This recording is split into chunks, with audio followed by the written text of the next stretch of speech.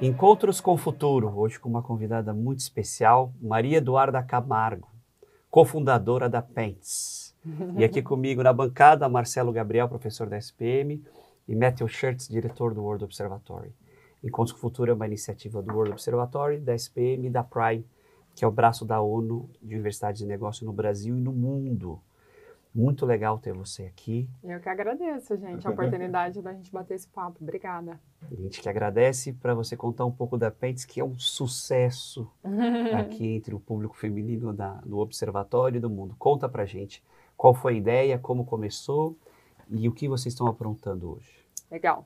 Então, eu acho que a Pents surgiu muito, primeiramente, eu acho que de um estudo de mercado da menstruação. A gente começou a estudar sobre esse mercado em 2015 e viu que havia uma grande satisfação com relação aos produtos que existiam no mercado na época, que eram majoritariamente produtos, né, os absorventes descartáveis, que ainda são um método, né, o método mais popular no Brasil até hoje. Mas havia uma grande satisfação muito pela questão da funcionalidade, então a questão de vazamentos, conforto, sustentabilidade, que foi a terceira causa de insatisfação, né, que é um produto no final que gera muito lixo, mas na nossa época, pesquisar sobre isso em 2015, a gente não sabia que o dado de sustentabilidade ele ia aparecer. Ia pesar, né?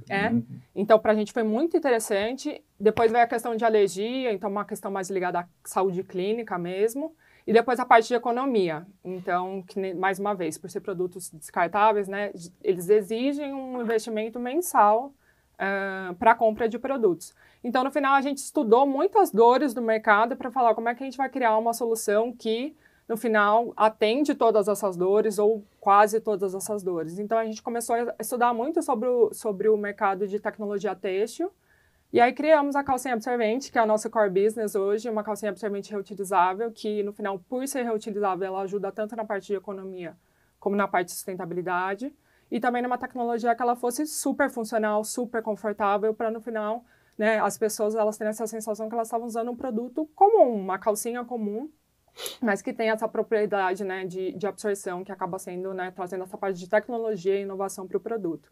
Então, foi assim que a gente acabou começando, né? Sim. Realmente trazendo um produto. A gente foi pioneiro no mercado, foi a primeira marca nessa categoria da América Latina. Que legal. Mas sempre também no paralelo, querendo construir uma marca que fosse muito relevante, né? Então, que tratasse todo o tema sem tabu, de uma forma mais verdadeira, trazendo muita parte de design, que eu acho que é algo que nas empresas de saúde hoje elas não trazem tanto esse lado.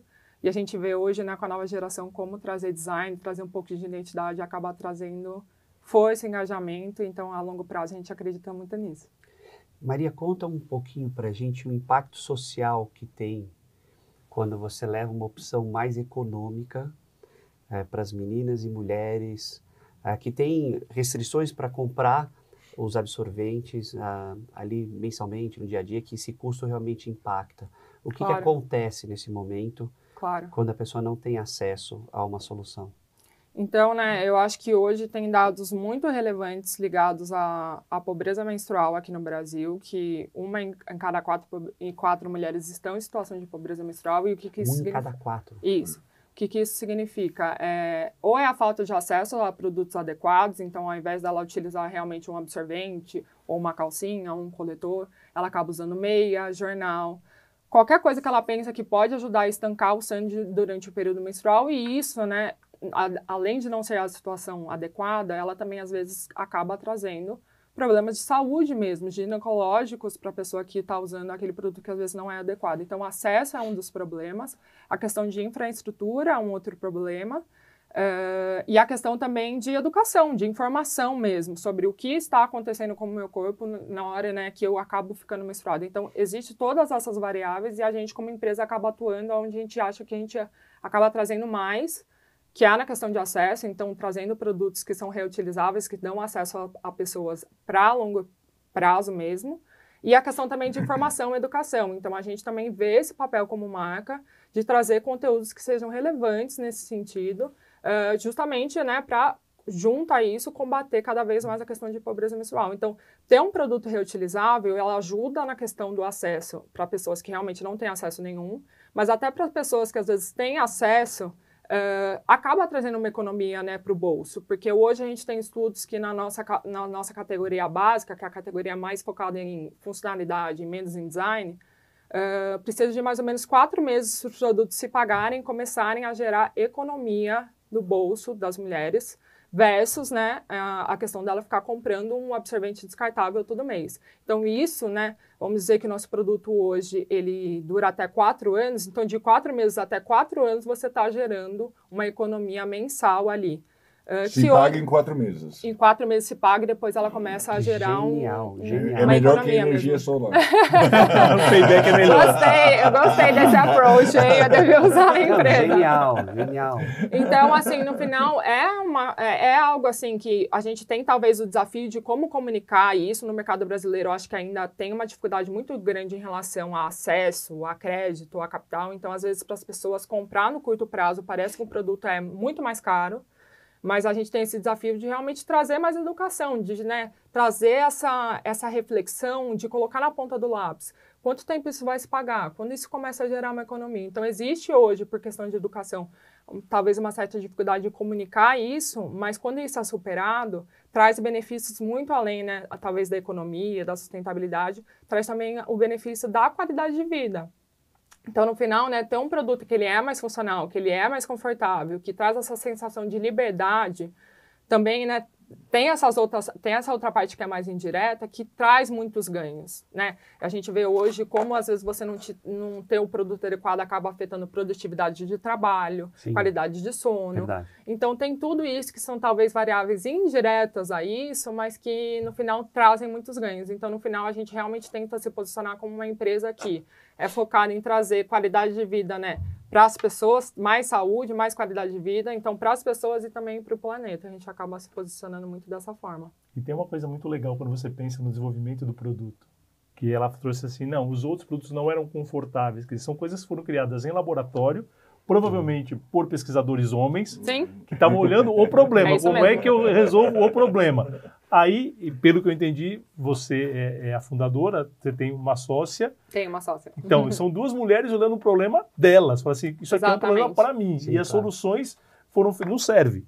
Então, é muito legal pensar nesse desenvolvimento de produto. Falar assim, o que seria ideal para mim que estou nesse dia a dia? E não um negócio que alguém inventou que eu tenho que usar. É um P&D melhor. Exato. E você vai parar para pensar como esse mercado de menstruação, a não ser esses últimos anos, que surgiu, né, o coletor menstrual, surgiu a calcinha absorvente, mas como esse mercado ficou parado no tempo. Sim. Porque existiam absorventes descartáveis e essa era a única opção, não se falava mais sobre isso. Como que isso ficou perdurando anos e anos sem qualquer tipo de inovação? Pelo menos 50 anos. Eu acho. Pelo provavelmente eu acho que está chegando já nisso. Como é que pode, Maria? Assim, mas é uma loucura. E é um mercado, né, né, enorme que, né, assim, quantas pessoas realmente têm isso metade, como necessidade básica? No mínimo metade da população. Exatamente. Passem por algum momento. Sim. E a questão também, né, Pedro, porque é uma reinvenção muito legal tecnológica. Se a gente pensar, antes dos absorventes descartáveis, as mulheres usavam paninhos higiênicos. Sim. Esse era o termo.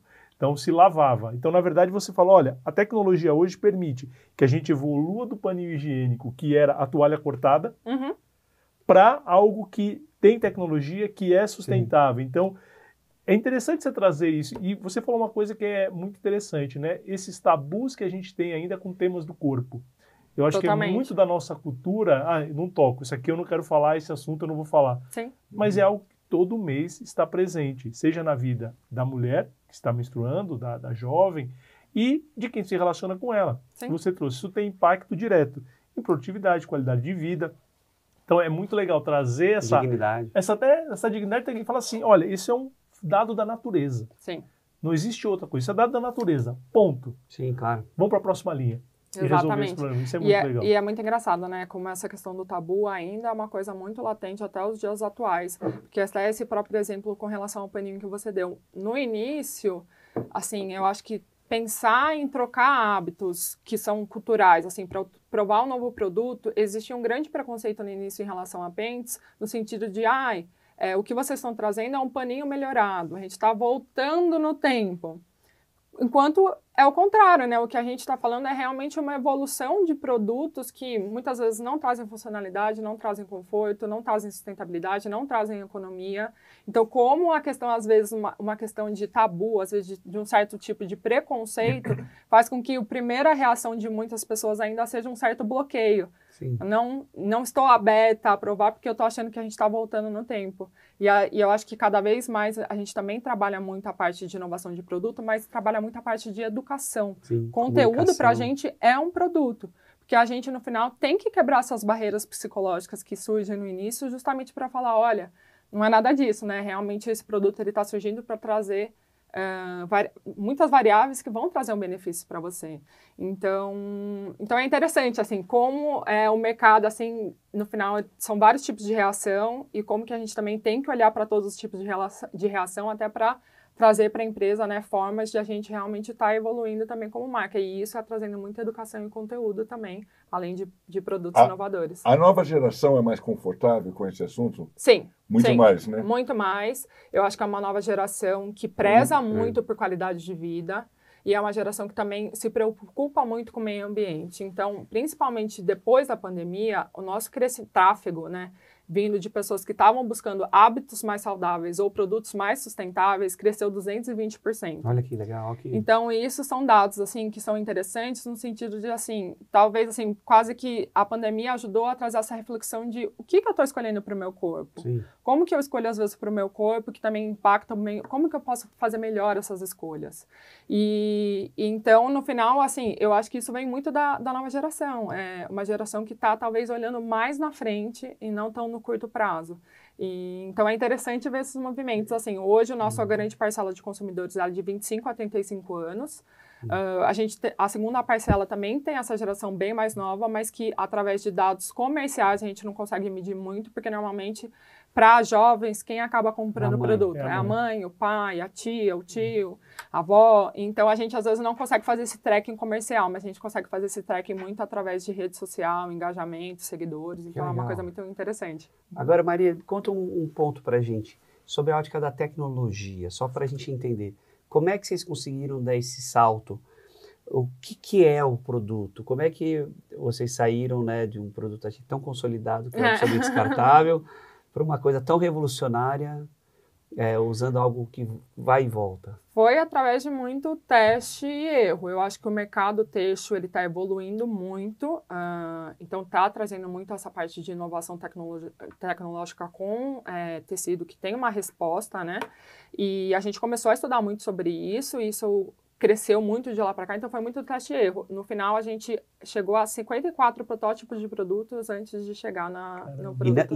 E não vaza? Não, então como funciona a tecnologia, que foi essa outra pergunta que eu acabei não respondendo. Então, a primeira camada é uma camada de fibra natural para ela ser respirável, de rápida absorção, então ela que vai ser a primeira ali camada em contato com a pele. Depois isso desce para uma camada absorvente, que é onde acumula todo esse líquido. E depois eu vou ter uma terceira camada que ela é impermeável, ou seja, responsável para que nenhum líquido passe para o outro lado. Sim. E no final a gente tem diferentes modelos para diferentes fluxos, e o que acaba mudando entre eles é o tamanho do forro. Então, né, quanto às vezes maior o fluxo, maior vai ser o forro ali que acaba entrando líquido, e o maior número de camadas absorventes entre essa camada de fibra natural e essa camada impermeável. E além de tudo isso, né, a gente também tem um tratamento antimicrobiano em todas essas camadas, que é justamente responsável por matar todas as bactérias. Então, aquela questão de odores, de bactérias, de infecção, de alergias, tudo isso é evitado justamente por esse tratamento.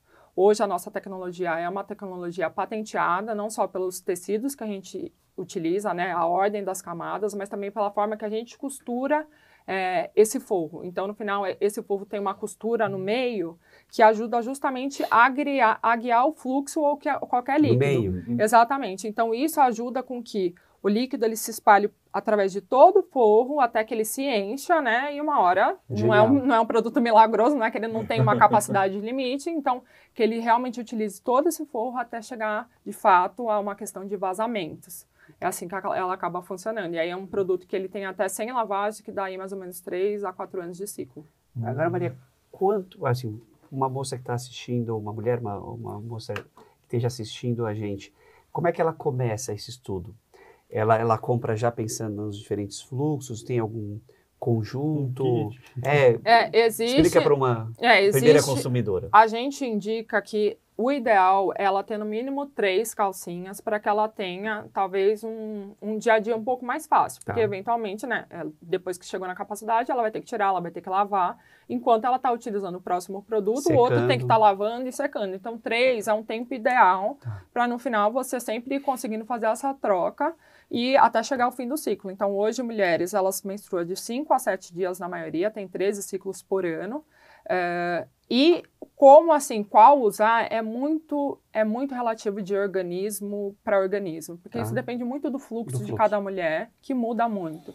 Então, normalmente, né, o início do ciclo é um ciclo, às vezes, um pouco mais carregado, então a gente sempre indica, né, calcinhas que tenham de um fluxo moderado até um fluxo intenso, e depois isso consegue ir sendo trocado para um fluxo moderado até um fluxo mais leve, até aquilo realmente se encerrar, até esperar o próximo mês. Então, 3 eu acho que é o ideal. Aí, quais modelos, eu acho que depende muito de conhecer um pouquinho do ciclo.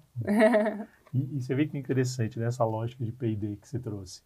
A gente fala dos avanços tecnológicos em absorventes, era, de novo, eu vou criar uma camada de gel, etc., eu resolvo o problema aqui, mas gera o problema futuro na hora do descarte. E o custo também. E custo, mas assim, aí quando fala assim, não, isso aqui, ela tem uma outra lógica de P&D pensando no ciclo completo. E assim, quase que um eufemismo falar de ciclo menstrual, mas é o ciclo completo de uso.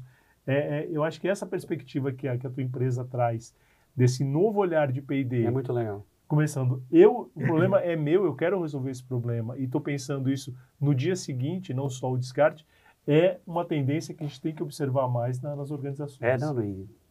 E também olhar sempre a questão da economia circular, não só o descarte. Eu lembro aqueles lencinhos que, pelo menos em Paris, entupiam tudo que é bueiro. Sabe aqueles lencinhos que parecem que ajudam, que é úmido, que não ajuda nada. Que não ajuda nada, não. Mas é um problema ambiental enorme. Sim. Então, impressionante também o salto ambiental. A gente, no final, eu acho que a gente utiliza muito também, né, disso dentro da empresa, porque eu acho que a gente quer também quase que arranjar formas de fazer com que o consumidor reflita. Por que eu tenho que trocar os hábitos que eu tenho atualmente? Então, se a gente não traz, no final, essas provocações, eu acho que dificilmente a pessoa fala, putz, eu podia estar fazendo um negócio que é melhor para o meu corpo, para o planeta.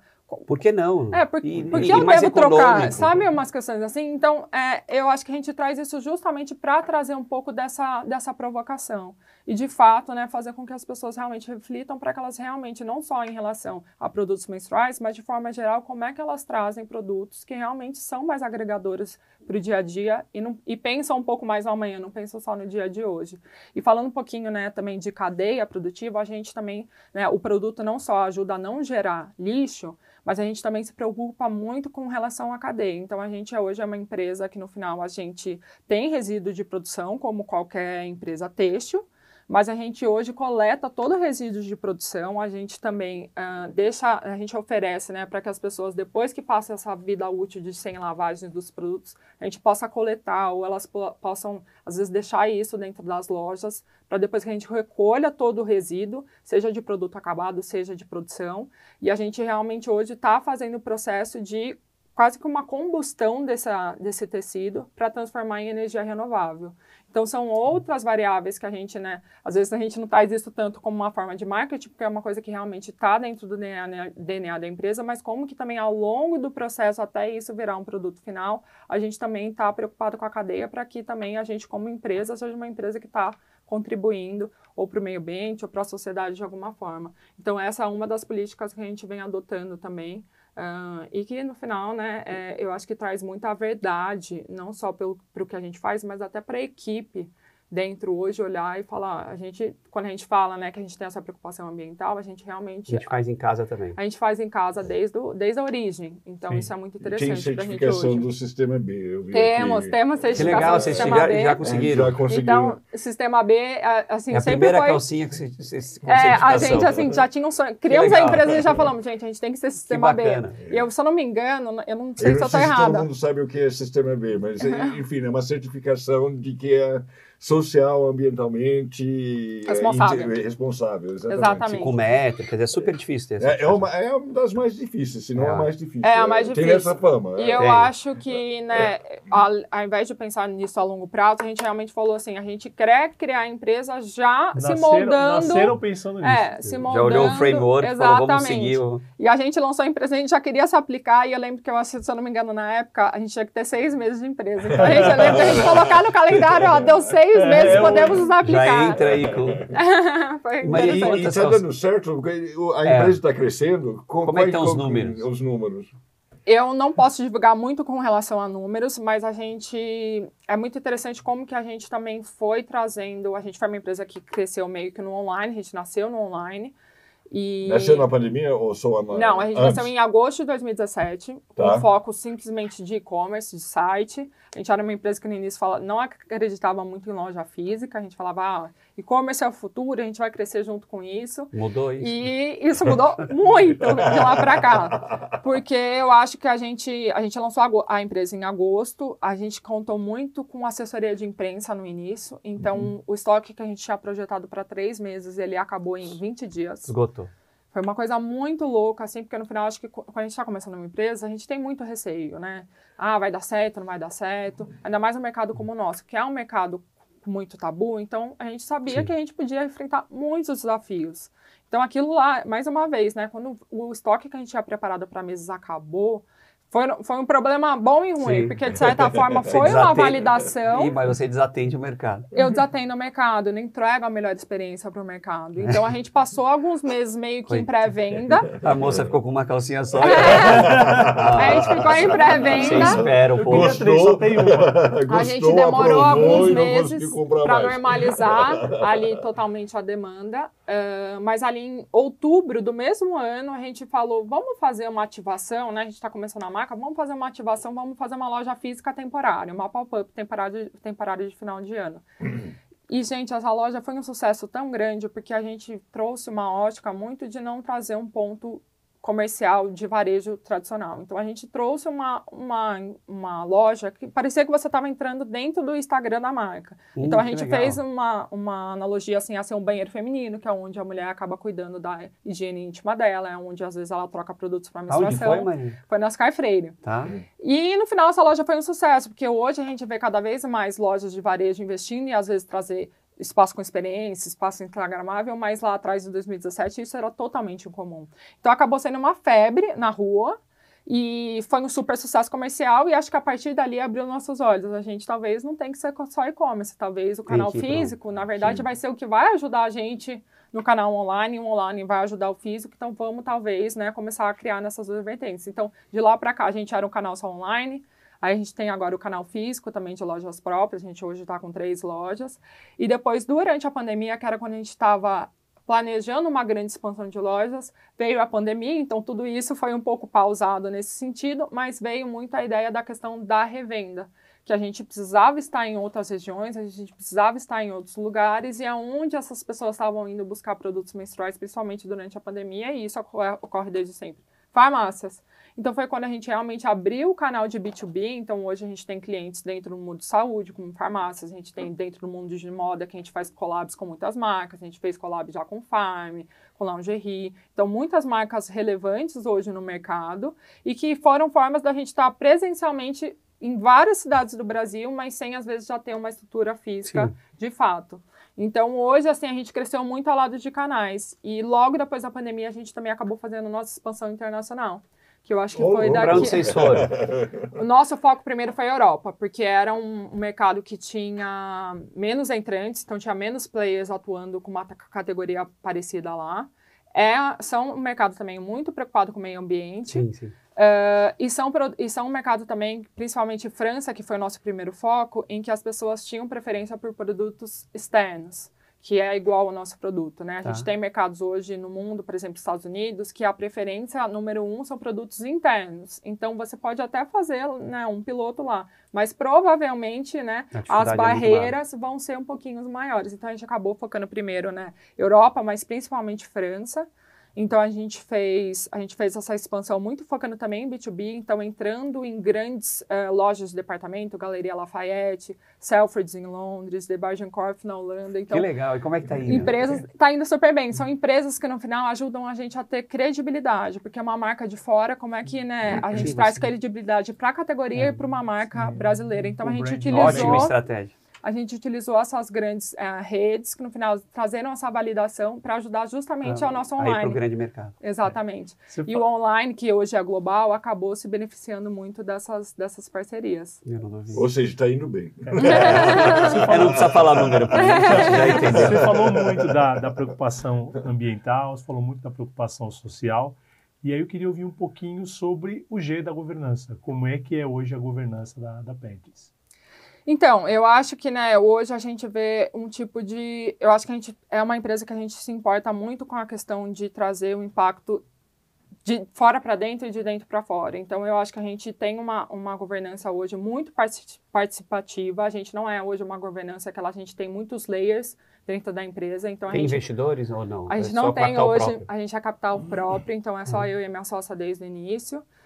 Já teve, né, muitas conversas em relação a isso, mas eu acho que a gente também está esperando muito o parceiro correto ainda para fazer, né, para talvez fazer uma parceria como essa, porque eu acho que a gente tem muitas ambições, às vezes, de ser uma empresa, por exemplo, global, e a gente vê poucos fundos até hoje que talvez tenham esse mesmo objetivo, né? Muitas vezes as pessoas assim, não, vamos ficar aqui no Brasil, o Brasil é onde vocês nasceram, que eu concordo também, a gente tem que ter esse foco aqui, mas a gente passou tanto tempo validando um produto que tem uma necessidade básica global, que tem uma marca forte, que traz a questão de impacto muito forte, que é algo também que cada vez mais a gente vê no mercado europeu, no mercado americano, até na Ásia, como que também trazer impacto para o modelo de negócio é um agregador, até na hora da compra para esses consumidores. Sim. Então, a gente, né, tem muito essa filosofia. Se a gente passou tanto tempo validando, por que não já ir pelo menos pilotando em alguns mercados e ganhando um pouquinho, né, disso? Porque a gente sabe que no final quem chega na frente acaba, né, colhendo muito de chegar na frente. Cria a categoria. Exatamente.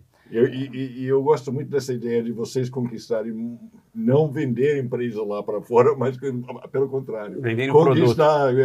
Vender um produto lá para fora. Lá para Exatamente. Fora. Virar global. E no final, uma empresa brasileira. Isso é muito legal. Isso é muito legal. É muito que legal. Eu acho que tem poucos cases hoje ainda que a gente vê que conseguiu fazer isso de uma forma, às vezes, muito baseado bacana. na criatividade também, na Havaianas criação, é um case. Havaianas é um case. Um super case. Um super case. E o que é muito interessante, né, da questão do mercado global, como, e isso é uma coisa que eu não tinha visto até muito recentemente, como o mercado, por exemplo, lá fora está preocupado com a origem da cadeia.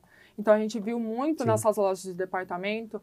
A primeira coisa que ela chegava para ver era a etiqueta, onde esse produto é produzido. Sim. E muitas vezes, quando elas vinham com o produto era produzido, por exemplo, China, elas falavam, eu não quero nem escutar qual é a história da marca, eu não vou comprar. Eles querem rastrear a produção inteirinha, a cadeia então, produtiva. Isso foi uma coisa que despertou muito os meus... Né, que a gente tem muito esse orgulho de produzir no Brasil, mas como isso também, estrategicamente, foi muito benéfico para a gente pensando no mercado global. Né? Não sabíamos até estar lá. Que legal. Então, foi uma coisa muito interessante, que eu acho que também, para as pessoas de fora, né, ver um produto que é produzido no Brasil, já pensa em biquíni, já pensa em lingerie. Então, para a gente, foi algo que foi, assim, ganhando muita força. Mas vocês tinham esse aliado, a mulher brasileira. Exatamente. A criatividade. Foi muito interessante. Que até você estar lá, você acaba não tendo esse tipo de visão. Não surpreendeu exatamente ninguém. Olha, claro. É verdade. Era esperado um bom produto. Trouxe força. Maria Eduarda, foi um prazer te receber aqui. Parabéns pela incrível história de empreendedorismo e também de visão de negócio. Obrigada. Muito bacana conhecer a marca. A gente tem que ajudar mais a comunicar, levar aqui para o nosso time também. Parabéns pelo trabalho e cumprimente a sua sócia. Obrigado. Obrigada, gente.